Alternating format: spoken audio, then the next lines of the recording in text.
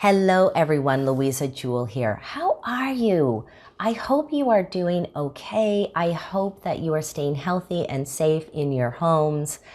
I am not great. I am doing okay, is what I would say. You know, we always have this pressure when people ask us, how are you doing? We say, oh, I'm great. You know what? Great is not the word for me. I would say I'm okay. I'm getting through this. I feel strong through this. I am so grateful for everything that I have. And I feel like I am still flourishing and able to maintain a good mood every day and be productive. My creative juices are going. So I hope that you are also doing okay. Today I wanted to talk about this idea of self-compassion, to be able to say to people, you know what, I'm okay, or I'm not okay. I'm struggling through this thing. It's okay not to be okay. And when we are self-compassionate, we give ourselves a soft cushion for us to fall upon. Now, I thought about this topic today because my heart goes out to my dear nephew and his lovely fiance who had to postpone their wedding. Now, a lot of people say, oh, it's not the end of the world. They can do it another time. But you know what? This is really hard. And according to Kristin Neff, she's a leading researcher in the area of self-compassion. The first step when it comes to self-compassion is to acknowledge when things are hard. Now, I spoke to my nephew's fiance, and that was the first thing that she thought about. Well, who am I to be upset about, this wedding being postponed when there are other people who are suffering, who are dying? The frontline responders are putting their lives at risk. Who am I?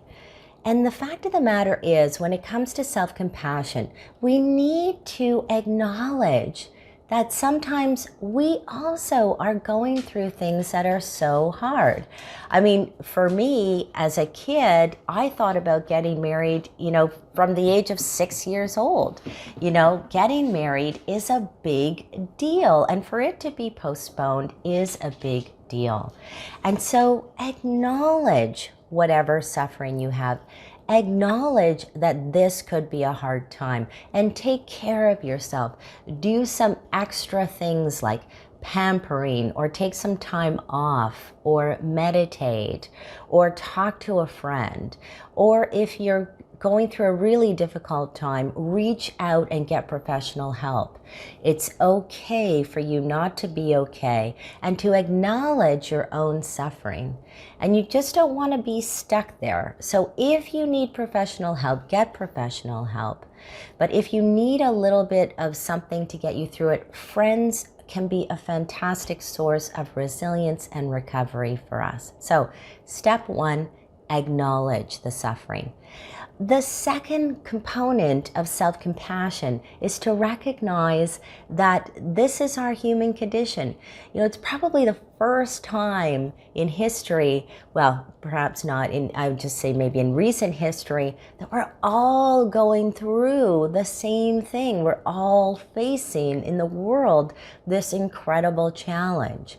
So there are lots of people who are postponing weddings and sadly having to postpone funerals and proms and birthday parties. And this is what all of us are going through. And somehow when we know that we are not alone, that other people are also feeling that sense of disappointment and sadness and frustration, that we say, well, you know what, I am not alone. If they can get through it, I can get through it too. So to understand also that bad things happen to all of us and that we can get through these difficult times. This is life. And the third component of self-compassion is to be kind to yourself. Say what your best friend would say to you and do it regularly. So when you start to, say harsh things to yourself, ask yourself, what would my best friend say to me right now? And replace those harsh words with the words of your best, most compassionate friend. When I was going through my divorce, I went to hot yoga every single day for an hour.